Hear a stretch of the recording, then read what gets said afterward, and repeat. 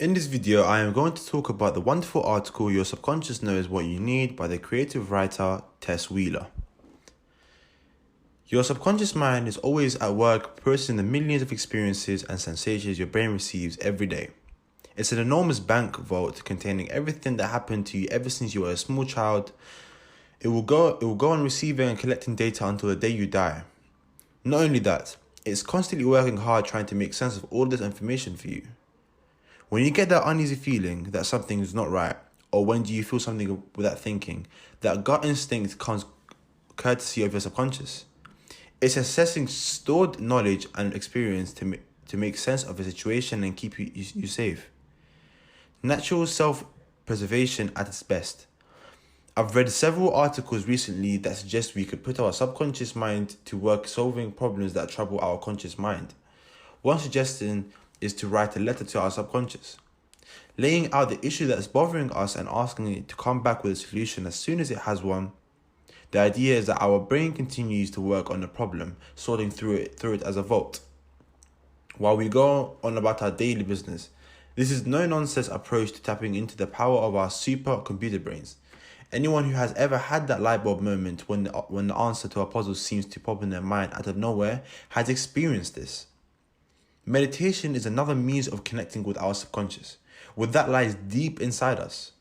Studies have shown that increased alpha waves experienced by the brain during the meditative state help stimulate creativity and can reduce depression.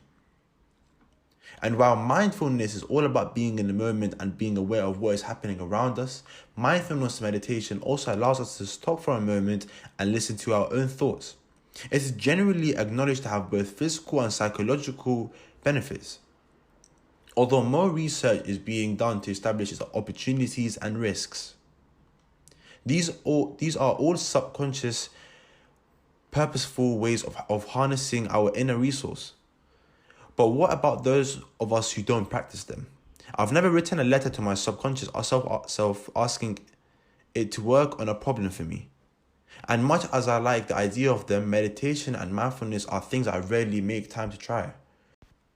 I believe that those of us who are swept along day by day life, rarely stopping for long enough to consult what lies beneath, are still in touch with our subconscious, or rather our subconscious is in touch with us. And from time to time, whether we like it or not, sleep and dreams are the portal to our inner self.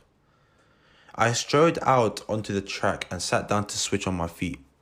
Everybody else had already started the race and most were zooming past me in a Formula 1 car. I fumbled around by my little toe where was the on button. I was certain it would be used here. The crowd watched. My fellow competitors roared past. I was embarrassed, sure, but my overwhelming feeling was frustration. The air was thick with excitement, adrenaline surged around me. I longed to be flying along with the wind in my face, and instead of being emotionless in the mud, I couldn't seem to get started. Fortunately, as you have gathered, this was a dream. As I woke up from it, the meaning slid into my head. This was a metaphor for my creative life, or rather, the lack of it. I used to be one of the drivers happily doing laps at speed and enjoying the rush. Now I sit on the sidelines, unable to get started. I'm so far at the race, I might as well have stayed in a car park. I'm on the cusp of starting again, of regaining that daily routine habit. During my waking hours, I read articles about how I should write every day, the need to grow an audience, and even how to make money from effort. My conscious mind is straining to begin, and yet, when I grab an hour to write, I find myself starting a blank page. At the end of my precious hour, I often go downstairs to make coffee, sighing and feeling a failure, hoping it will click into place tomorrow. I can picture my creative mental pixie dehydrated and restless, jumping up and down in rage and frustration at being sidelined for so long. I know that dream was desperate semaphore. My subconscious mind is taking action because my conscious mind is unable to break out of its morass. I can picture my creative mental pixie dehydrated and restless, jumping up and down rage and frustration at being sidelined for so long. She's waving a flag and yelling that she's caught my attention. Don't go back to sleep. Our mind are amazing machines that have been programmed by nature to work. They need tasks and challenges, something to engage in, get their teeth into. But more than that, your subconscious mind is also essential. UNESCO view your instrument and your expression and creativity. Deny yourself a creative outlet at our peril. You will grow unfulfilled and bitter. Your underused, neglected psyche will either keep you awake at night or send you strange dreams into an attempt to get through to you.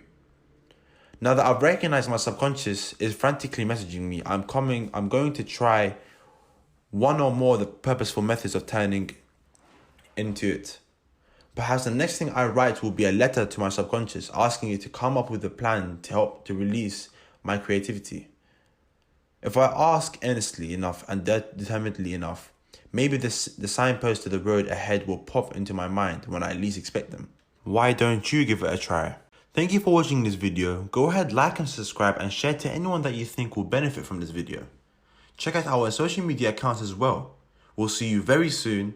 Have a good day. Goodbye.